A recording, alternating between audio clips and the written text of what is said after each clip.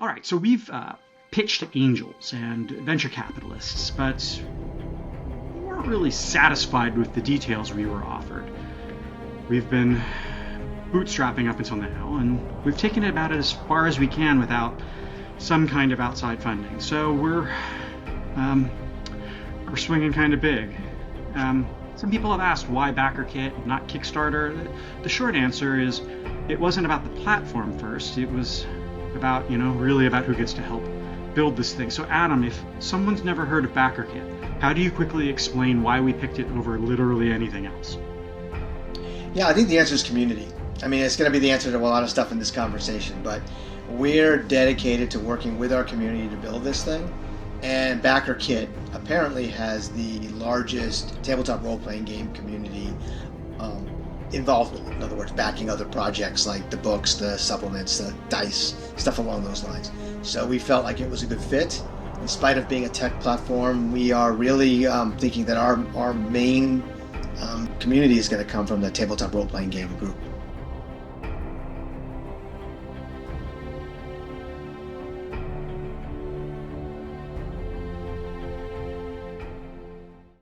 Hey, this is Zach Hunchar, co-creator of QuestXR.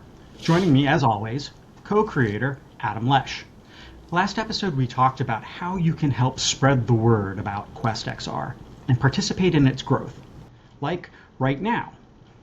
This time, we're going to be focusing on why we're funding it the way we are, and what that decision says about how we want to build the game with you, the viewers, and the enthusiasts of tabletop role-playing games and augmented reality. QuestXR started as two different ideas. Adam's pull towards real-world interactive experiences and my pull towards tabletop role-playing games. We turned it into one company. Before BackerKit specifically, why crowdfunded at all? We could have chased investors. Yeah, we did. We had discussions with investors, with angels, with VCs. We talked to publishing companies. We really did run the gamut of who possibly could be partners with us on this. And at the end of the day, after a lot of soul searching, a lot of thinking about this, it just didn't seem a good fit. That we would be forced to certain deadlines. We'd be beholden to other people, and what we were thinking we want to be a pretty broad-based platform. We didn't want to be stuck with, for example, one gaming system. We didn't want to be, VCs and angels, they want to see 100x returns on their investment. And while we think the numbers are going to be great, we didn't want to be stuck with it or forced into a sale or something. And so in the end of the day, we thought that when crowdfunding would be a really good approach for us. We've seen really great results from crowdfunding in other tabletop role-playing game campaigns. And so we thought maybe we would give that a shot, try to pitch our product in that same arena and see if we can't attract the backers. Right. I think the sort of the summation is that we want to build something that is really awesome, and that we were worried that going with something a lot bigger would really miss the things that we were hoping to achieve with this project. Right. I think the other thing is the people we want to be in business with essentially are our backers, right? Our community. Those are the people we want influencing what we do, not an investor who really isn't, a tabletop role-playing gamer or something along those lines. So it made most sense to us after, again, batting this back and forth for a year plus to think about how we would work with the community, with a group of backers, and deliver that awesome product that. Okay, but why BackerKit specifically? Well, BackerKit seems to have the largest community of backers who are interested in tabletop role-playing games, supplements, dice, that kind of thing.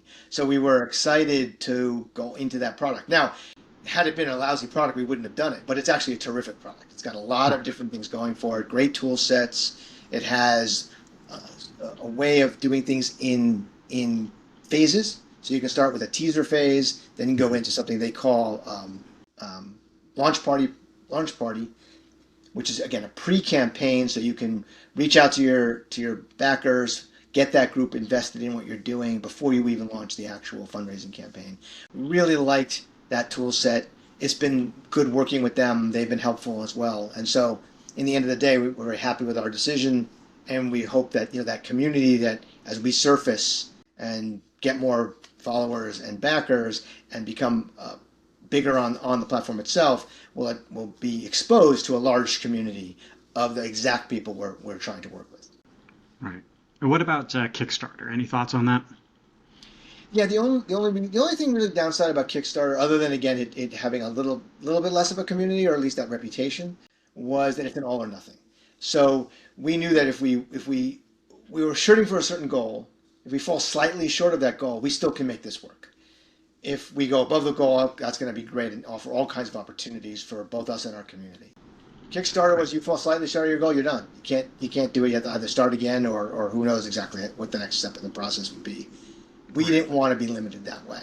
We feel like there are, again, ways to approach this thing, ways to layer it in, and we want to see what we can do to hit our goals, obviously, but we may be able to launch this thing without doing that. That makes sense. I definitely, I'm a big fan of both of the sites. In fact, on Kickstarter, I'm a super backer. So that means I've backed over 100 campaigns during that time. With BackerKit, one of the things that I found really appealing about it, not only was that the tabletop role-playing game community with it, but it also handles fulfillment. Whereas with Kickstarter, that wasn't something that was there. You usually had to go through it. So oftentimes it got kicked over to BackerKit to actually do the fulfillment. It's kind of an odd thing. Yeah, like I said, tool set's great. We're giving it a shot. I mean, there's nothing prevents us from going out on Kickstarter as well or afterwards. So that's a possibility given how things go.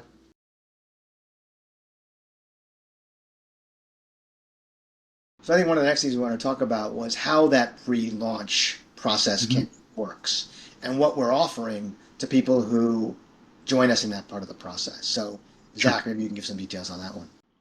Of course. There is a pre-launch page that's up and running. I put it on all the social posts. There's two things you can do there. One is you can actually just sign up for nothing. It's free. And then you get all the updates that way. There's a deposit-y kind of thing that we have for $5. And if you contribute that money, what that does is it gives you early access to very specific pledge levels that are only going to be available to the pre-backers. It'll have like a window where you can do it. It will also give you the opportunity to get extended subscriptions as part of your BackerKit premiums. There are going to be badges that are available in the game and then through our Discord server that indicate that you are a pre-backer, puts you in a sort of a special category.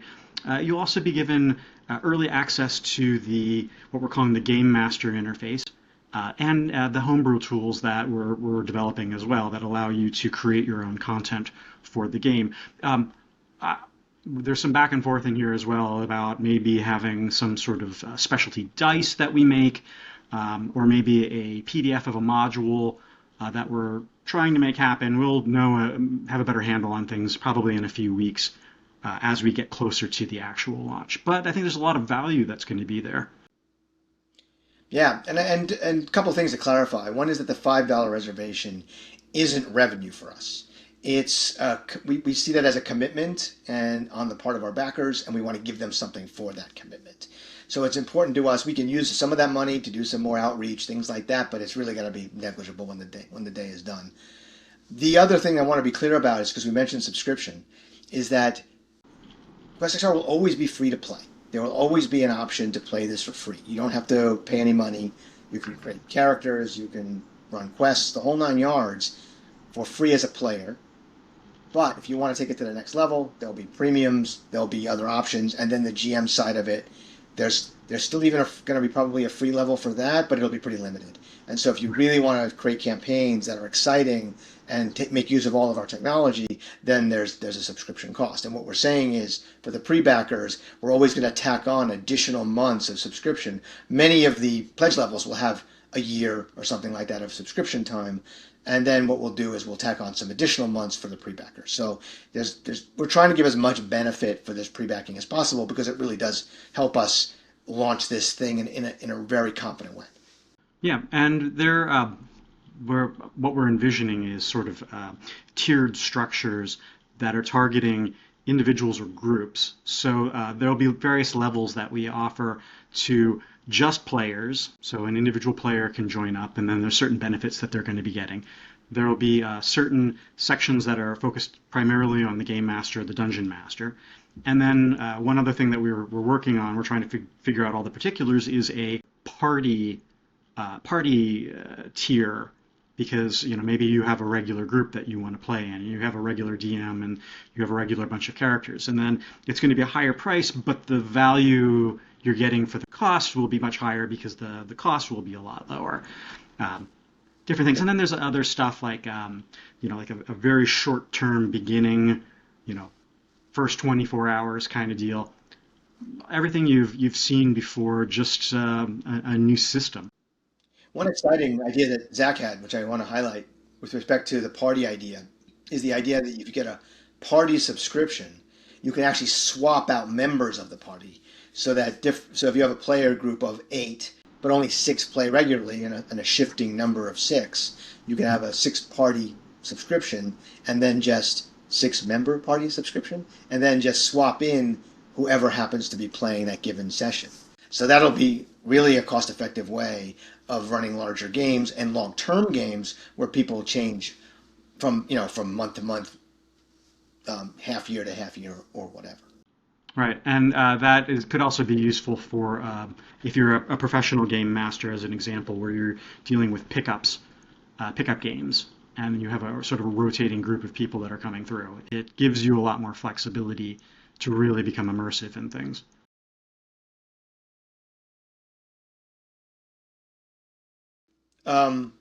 Yeah, so one of the other things we're batting around, along with subscriptions, is the idea of credits and being able to use those credits for premiums. So there's going to be some premium content that we'll create. One of the things we talk about a lot, we haven't talked about here a lot, but in other areas, is that what we are doing is building out a library of content. It could be something from a creature to an item. It can be what we call encounters, right? So anytime you run into an NPC or a puzzle, those are encounters. And we're going to make them modular so that people can literally pick them up and create new quests or adventures, essentially, or modules, however you want to describe it, using these pieces. And so some of those will be premiums. Some of them will be free. There'll always be a free tier. We're dedicated to a free tier. But there'll be some premium tiers. And those will be something you can do with credits. So you can say you could grab a creature that's a premium creature, put it in your campaign, and you're going to use credits for it. Some credits will come with subscriptions, some you can just buy. So it'll be something we can add to the whole flavor of how people can interact with QuestXR platform and keep it as cost effective for themselves as possible, because we can see this happening in a variety of different ways depending on that use case. And then there'll be some stuff that we're still working out, specifically because the idea for a game master who's going to be developing quests, there's the component of that. It could be an asset that they would then be selling on our platform. So they build something that's sort of generic, and then you could use credits to access that. You could still buy it using cash, but these are different ways that they can be monetized. Yeah, we kind of glossed over it, right? But homebrew is a big part of this. We're talking about the GM part of it a lot, but homebrew is a big part of it. People could create content for this without being a GM, without even being a player, and monetize on that across other game masters, or even us as QuestXR creating quests and campaigns that utilize their content, and they get paid, and it's theirs, and that's something we're very eager to get people to do, because we know we're limited in how we're going to be able to generate content for this, just because we're a small team. But we're counting on our GMs and homebrew people to continue to build out our libraries. Correct, and that could be things like monsters, NPCs, magic items, magic, eventually. Spells, skills, you name it. Yeah.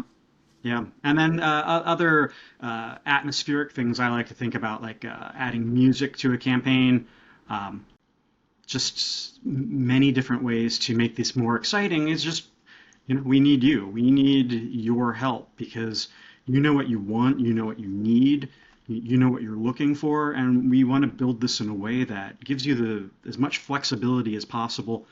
And the community that we're trying to build creates the opportunity for feedback where you're communicating with us. It's a small Our team right now. Discord server, right? Yeah. Yeah, we are a small team right now, and we're going to grow, but we have the ability to hear you. You can talk directly to us. We've got a couple people that are already on our Discord server, and they get to talk to us whenever they want, and we're taking it really seriously what they're saying.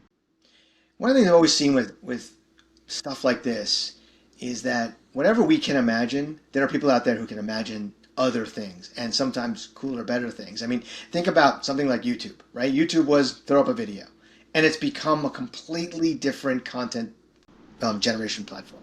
It's exciting when people come up with new ideas that are even better than the original ones, and we're anticipating that, and we take Yeah. no offense at it. We have no ego here. I'm excited to see some of the really creative and exciting stuff that people do on QuestXR, and with our feedback mechanism and Discord being an open conversation, we want to support that, right? So if people have cool ideas and the platform doesn't quite support it yet, we'll build it, right? That is a huge part of what we're trying to accomplish here. Well, I just want a point of clarification. I do have a little bit of ego when it comes to things, but that's a whole nother matter. I don't. More than Me, any I'm difference. good. He's doing great, and we're there. We want to listen to you. We want to talk to you. Reach out to us.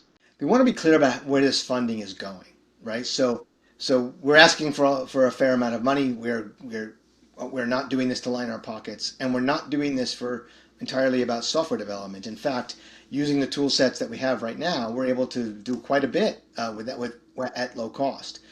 What we think is going to be the most important thing is again the creative elements, right? Building out our libraries. We Hmm. know that it's not day one. We're not going to have a million homebrew and GMs working on the platform. So what we want to do is sort of really flesh those out, and we're going Yeah. to pay. So we know that to get this done well and in volume, we're going to need to pay. And so that's where a lot of this money is. Probably the bulk of the money that we raise, at least at the first goal, will be going toward for actual content development.